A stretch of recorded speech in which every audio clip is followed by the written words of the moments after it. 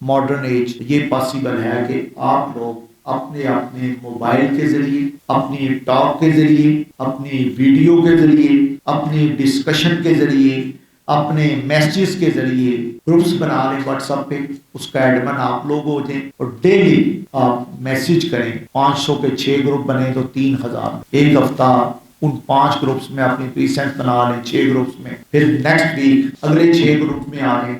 تو اس طرح آپ کی پرواز ایٹ لیسٹ 10,000 بندے تک، جب تک آپ ڈیلی اس کا دروازہ ناک کرتے رہیں گے میسج کے ذریعے، جیسے آپ دیکھیں تو کال کرتے ہیں آپ کسی کے نمبر پہ تو وہ ہمیں پورا مہینہ اکتوبر کمپین یاد ہوگی تھی کہ breast cancer is a bad thing. تو انڈیویجول سے جب ہم فرینڈشپ کی طرف جائیں گے، انڈیویجول سے سوسائٹی کی طرف جائیں گے، تو میرا یہ ماننا ہے زیادہ لوگ اس ٹرینڈ کو اڈاپٹ کرنے کی ضرورت ہے۔ It's called social behaviour change communication latest trend, اور یہی نیڈ آف ٹائم ہے۔ اب دیکھیں تو کنونشنل اپروچ ہو، میرا خیال ہے اس محفل میں سب سے پرانا FWA کون سا ہے؟ وہ دلگی سٹینڈ اپ ہو۔ جب ہم چینج ہوتے ہیں زمانے کے ساتھ، محکمے کی ضرورت بنتے ہیں ود اپڈیٹڈ۔ یہ ویڈیو کلپ سے آپ کیا کر رہے ہیں؟ جسٹ آپ یہ بتا رہے ہیں کہ میں ماڈرن تقاضوں کے ساتھ، ماڈرن ڈیمانڈز کے ساتھ، ماڈرن ٹول کے ساتھ اپنے ڈپارٹمنٹ کو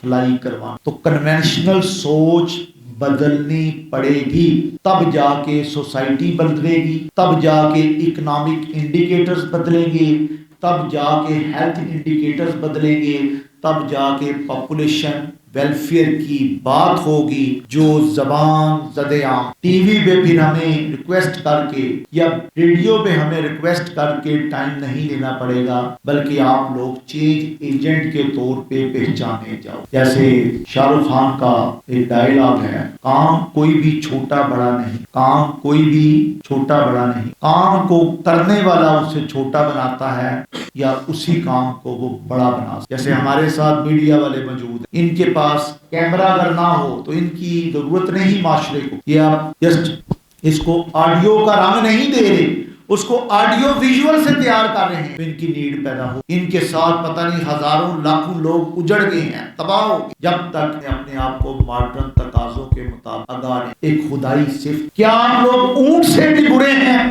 اللہ نے قرآن پاک میں ایک جگہ پہ اونٹ کی مثال، اس کی تخلیق پہ غور کرو۔ اب اس کی تخلیق، اس کی خلق، اس کی صلاحیت، اس کا سانچہ، اس کی جسامت، اس کی ٹانگیں، اس کے پاؤں، اس کا ناک، اس کی پلکیں، اس کے لپس، ہر چیز کے اندر حکمت ہے۔ اونٹ کیا ہے؟ اس کو ریگستان کا جہاز بول